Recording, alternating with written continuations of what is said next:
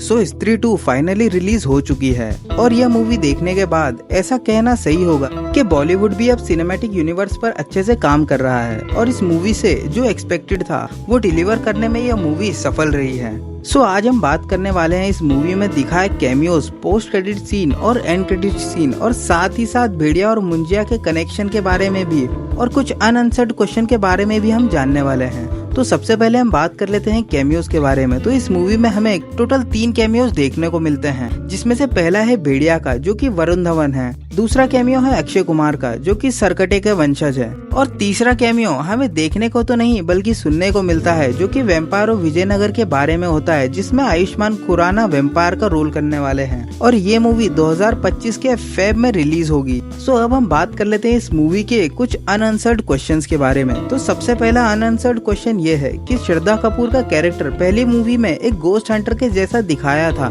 जो कि अपनी शक्तियां बढ़ा रही थी। फिर सेकंड पार्ट में श्रद्धा का कैरेक्टर एकदम से चेंज करके उसे स्त्री की बेटी बना दिया जो कि स्टोरी के हिसाब से उतना सही नहीं लग रहा था। और वैसे भी श्रद्धा को जिस तरह से दिखाया गया था उसका एक गोस्ट हंटर या ब्लैक मैजिशियन या विच के जैसा कैरेक्टर होता तो स्टोरी के साथ ज्यादा सूट करता, क्योंकि श्रद्धा को ब्लैक मैजिक भी आता था, जैसा उसने खुद बताया था कि वो ब्लैक मैजिक को मास्टर करने गई थी और पावरफुल होने गई थी। सेकंड अनआंसर्ड क्वेश्चन है कि जना तो विक्की और रुद्रा के साथ ही था, फिर उसने भेड़िया को कब बुलाया और प्लान भी कब एग्जीक्यूट किया, और साथ ही साथ जो सरकटे की सीक्रेट प्लेस है वहाँ पर अंदर सिर्फ सरकटा जा सकता है और वो ही किसी को ले जा सकता है, और या फिर अंदर कोई अर्धनारेश्वर रूप में ही जा सकता है। अगर कोई ट्रांसजेंडर होगा तो वो भी अंदर प्रवेश कर सकता है, लेकिन मूवी में यह कहीं पर भी नहीं बताया गया है कि भेड़िया वहाँ अंदर कैसे गया और किसने उसे अंदर पहुंचाया। अब तीसरा अनआंसर्ड क्वेश्चन यह है कि अक्षय कुमार को सरकटे के बारे में सब मालूम था और उसने सरकटे को मारने का तरीका भी बताया था,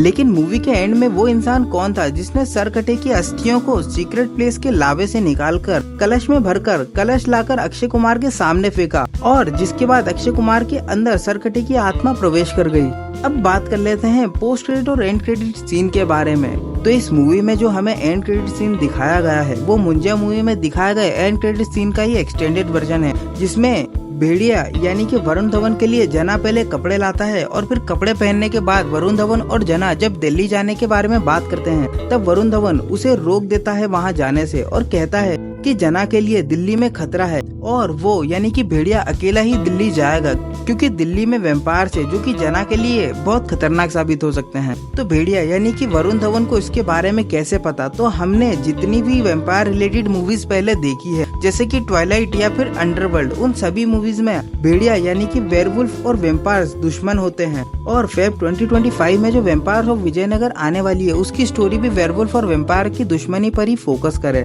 और सेकंड सीन जो हमें देखने को मिलता है उस सीन में सीधा सीधा आगे आने वाले खतरे को दिखा दिया जाता है जो कि अक्षय कुमार है, जिनके शरीर में अब सरकटे की आत्मा है और आगे आने वाले मूवीज के पार्ट में विक्की और उसके दोस्त के लिए यही खतरा बनने वाला है। तो आज के लिए बस इतना ही, मिलते हैं नेक्स्ट वीडियो में। Till then stay safe, stay healthy, जय हिंद, वंदे मातरम।